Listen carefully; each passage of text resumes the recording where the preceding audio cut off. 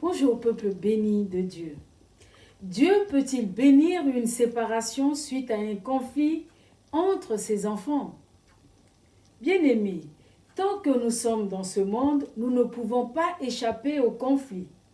Nous sommes obligés d'y faire face et bien que nous devrions nous efforcer de les éviter, nous devons les gérer quand ils se présentent.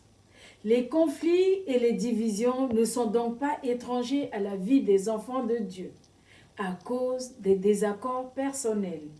Pourtant, tous veulent la paix et désirent que leur relation continue comme avant, même si parfois, compte tenu de l'ampleur du désaccord, se séparer devient la solution afin de pouvoir mieux avancer.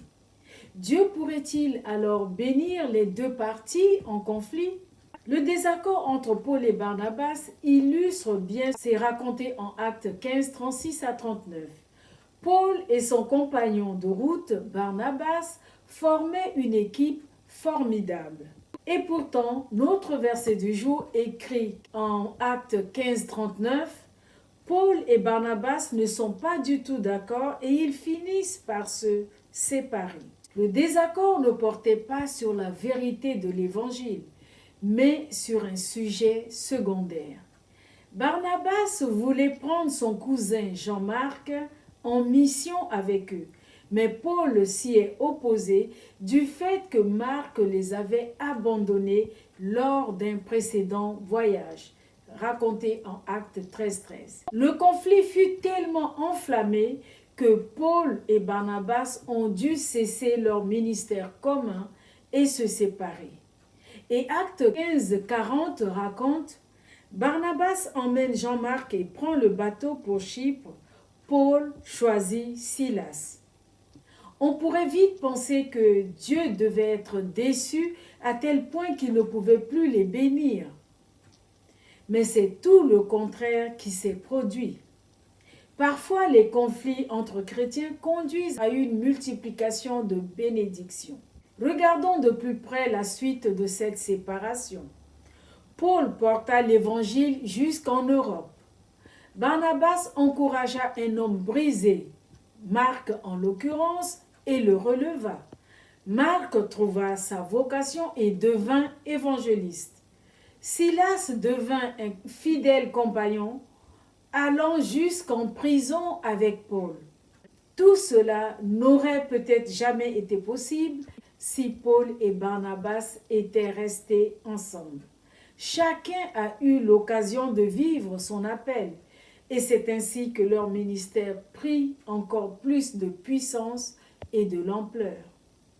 Nous comprenons en lisant d'autres passages que ce conflit a fini par se résoudre puisque plus tard, Paul a eu des mots d'appréciation pour Barnabas en Colossiens 4, 10 et Marc que l'on retrouve de nouveau associé au ministère de Paul en 2 Timothée 4, 11.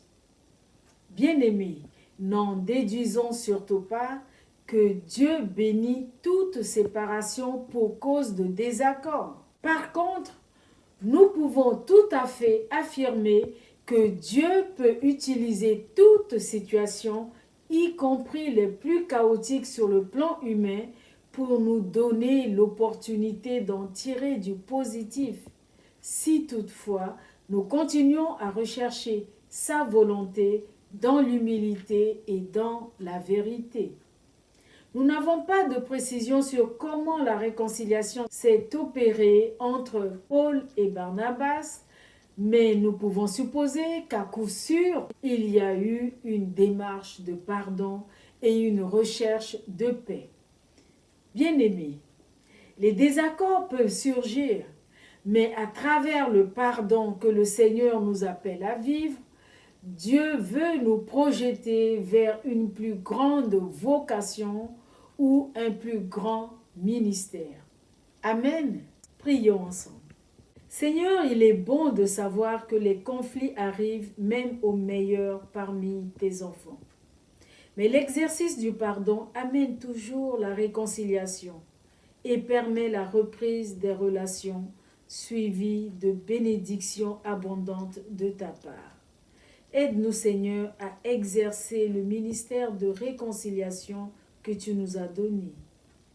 Merci, Seigneur, pour ta patience et pour ton amour envers nous, au nom de Jésus. Excellente journée dans l'amour, la paix et la bienveillance les uns envers les autres. Soyez tous bénis.